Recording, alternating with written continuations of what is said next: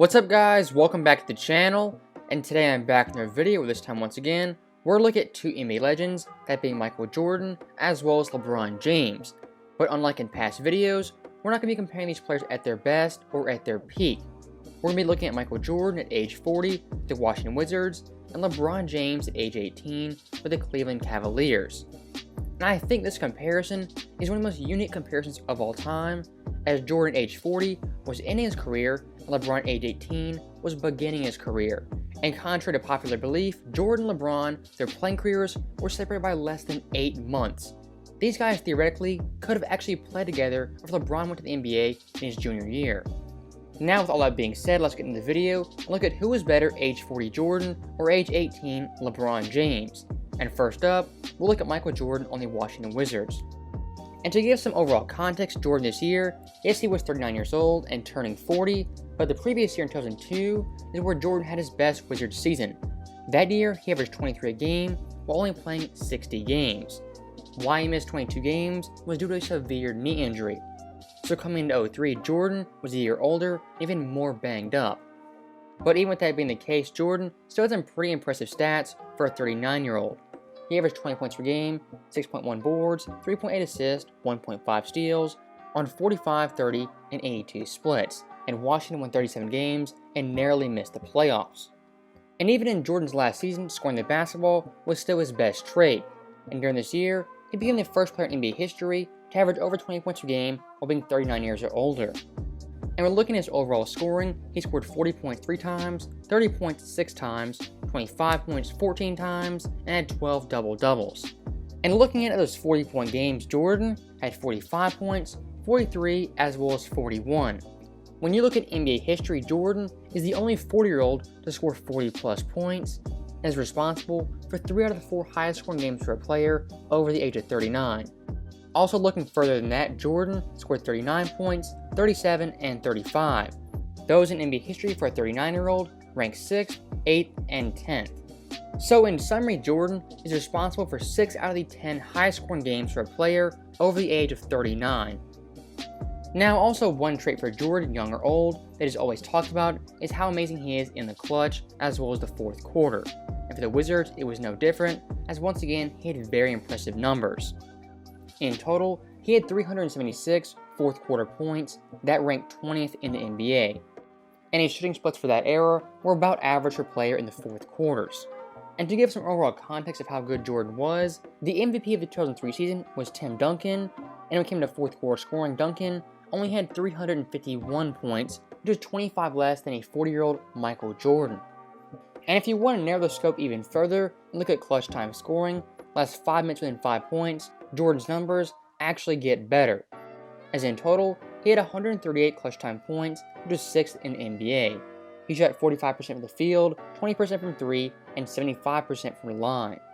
And once again, for some context of how impressive that was, a prime T-Mac in 2003 at his peak only had 112 clutch time points on 40, 35, and 68 splits. So a 40-year-old Jordan in the clutch was better than a prime T-Mac, and a 40-year-old Jordan in the fourth quarter was better than MVP Duncan. Now, those numbers right there for a 40-year-old are undoubtedly impressive, but one more thing I want to look at is how skilled Jordan was at an advanced age. As they say, the last thing to go is a player's jump shot. And Jordan, for the most part, was still highly effective from his sweet spots. On fadeaways, he shot 79.4%, on turnaround jumpers, he shot 71.8%, on running jumpers, he shot 89.4%. Now, more impressive than that, Jordan had 457 mid-range makes that ranked first in the NBA on 44% shooting.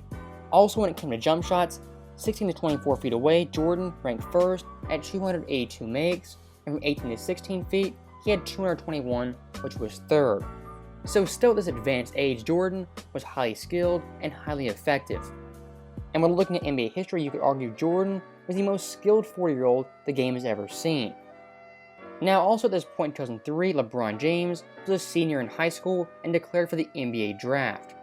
And coming to the draft, LeBron was the most hyped prospect in NBA history, getting comparisons to Magic, Jordan, as well as Kobe. And when looking through NBA history, players who get that amount of hype very rarely, if ever, live up to expectations. but LeBron in his rookie year actually came through with some very, very impressive stats.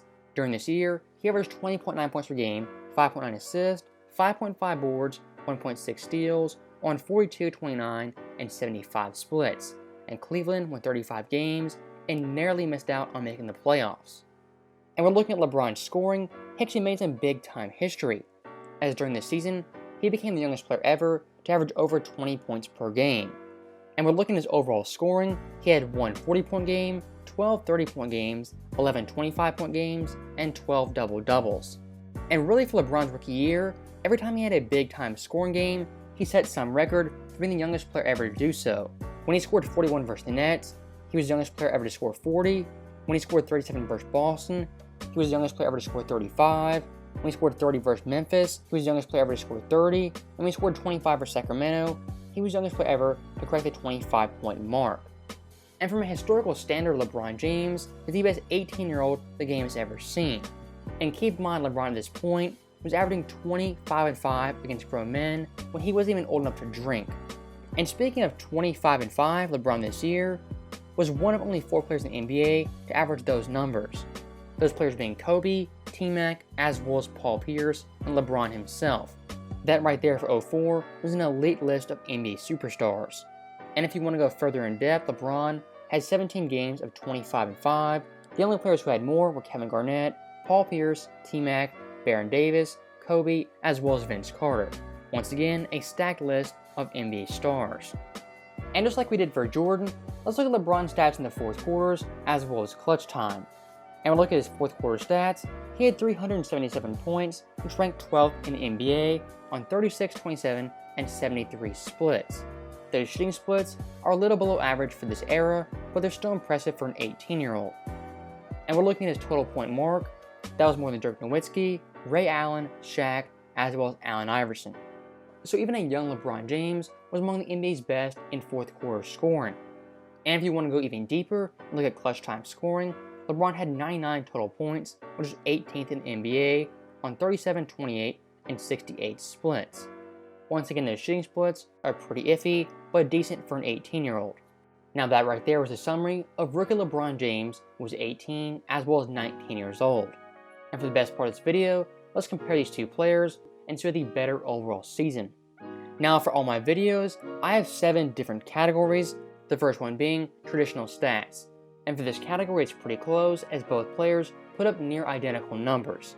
But LeBron James, an 18-year-old, had better all-around stats when it came to scoring, passing, as well as rebounding.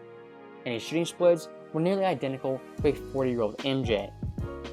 Now looking at our second category, we have advanced stats. And for this category, I'll look at fourth quarter scoring, clutch time scoring, as well as regular advanced numbers. And for this category, Jordan has the edge on LeBron James. As in both clutch time scoring as well as fourth quarter scoring, Jordan has superior numbers, mainly in part due to his efficiency from the field. He wasn't great, but he was better than 18-year-old LeBron James. And also looking at the advanced metrics, Jordan had a slight edge on LeBron in virtually every category. PER, offensive win shares, defensive win shares overall, win shares per 48, as well as defensive box plus minus. Once again, it's pretty close, but Jordan has the edge in this category. Now next up, we have overall competition. Like I said before, both these guys played virtually in the same Eastern Conference. But I think when looking at the 04 East, it was actually tougher than the 03 East. As in LeBron's rookie season, we had the Indiana Pacers, who won 61 games, the Pistons, who won 54, the Nets won 47, the Heat won 42, and both the Hornets and Bucks won 41. And looking at the two teams at the top, they were better than any team Jordan faced in his Eastern Conference. Once again, very close, very competitive, but I think LeBron James the edge in this category. Now for our next category, we have teammate help, which kind of goes hand in hand with competition.